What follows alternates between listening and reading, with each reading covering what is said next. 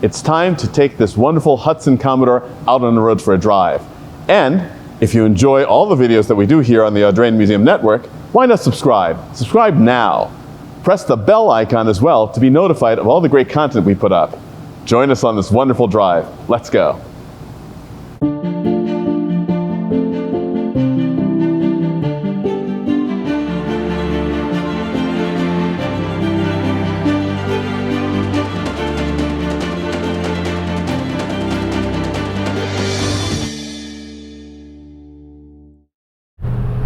I'm out on the road in the 1948 Hudson Commodore 8. And what more appropriate place than driving by the marina here in Newport in the Commodore, the commander of the seas. And you know, it's really quite wonderful. As I mentioned before, that I'd had the chance to have a brief drive in the Hudson Commodore a couple of years ago. And I really enjoyed this car, and just standing still, it's a wonderful work of automotive art, but on the road it truly feels like a land yacht. You feel in command, and it's somehow quite appropriate to be driving this past the New York Yacht Club, where a Commodore would feel very much at home. The Hudson 8 is an engine that provides power in a very sort of unobtrusive way. Unobtrusive, maybe that's not the best word. In an almost seamless way. It is like being on a great sailboat where it sort of gathers speed in a way that you don't know where it comes from. And that's a lot of the way this engine seems to behave. And of course, thinking about 1948 and what many of the cars in 1948 were like, it is also quite wonderful to revel in the handling.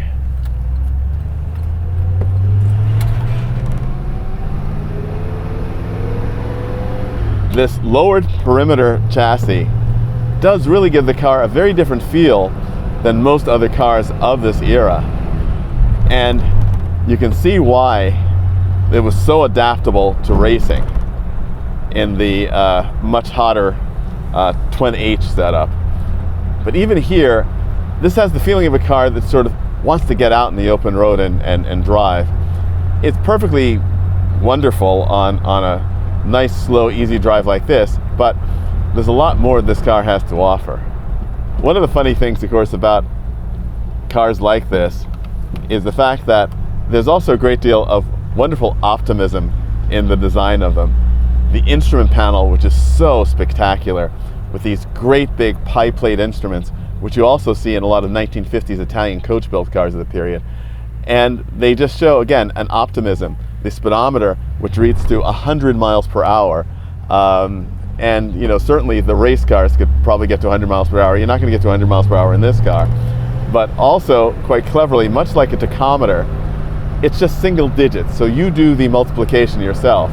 So you just go from 0 to 0. Which I think is a great conceit. And again, there's just a level of comfort. This car, as I remarked in the earlier video, has an all original interior, and the wonderful broadcloth seats are covered with these plastic covers, and obviously has done a lot to preserve this wonderful upholstery. But I would just like once to feel this great upholstery under my hand, and to feel it under the seat of my pants, because it just adds so much to the experience of being in this car. The feeling of materials, the grain, the faux grain of the dashboard and the door caps, and the wonderful wool in the doors and the chrome trim. The details are just so wonderful, like a really well-tailored suit with a perfect wristwatch and, you know, just the right amount of jewelry.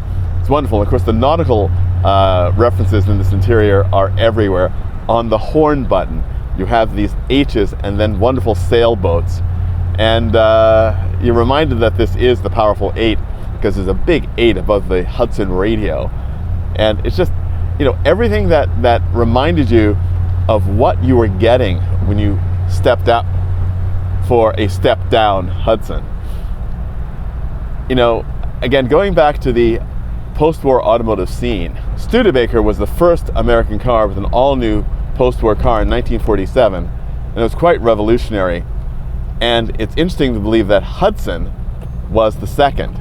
So the smaller manufacturers actually beat the big three to the new car scene after World War II.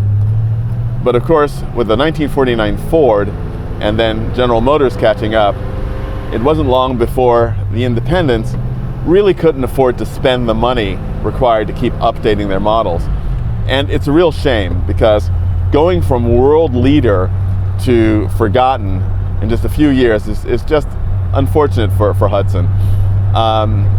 And it's a very interesting thing that I just learned the other day, that apparently there was a plan by the Fisher brothers to mount a takeover of Hudson.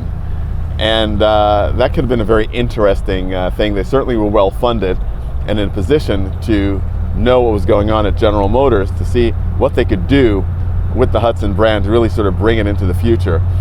And they did some very interesting experiments with some experimental cars, or one in particular, but that's another story. But nonetheless, it's about the experience of driving this car. You know, what is the essence of a land yacht? A car that covers miles effortlessly and as smoothly as possible. It's also worth talking about the gearbox. It's a 3 on the tree, and it's amazing to think, in the age when ergonomics are so important, what a revolution the column gear shift was. The fact that you could keep your hands near the wheel for maximum control rather than reaching down on the floor and pushing your arm around. It's really quite convenient, and something that people who haven't really experienced it really need to understand to get the real benefit of the column gear shift. You realize that with this horn ring, the column gear shift, this little directional signal, it really has all the earmarks of great advanced ergonomic design, something you don't really connect with 1948. Even the radio, the controls just are right here at the driver's hand. You don't have to reach far, and it's something that I think, frankly, we've made a retrograde move in terms of in-car entertainment controls, which can be indecipherable at best. But nonetheless, here, this is a car designed to entertain and transport you in a way that drivers 10 years before, in the 1930s, could only have dreamt. This truly is cruising in a dream world.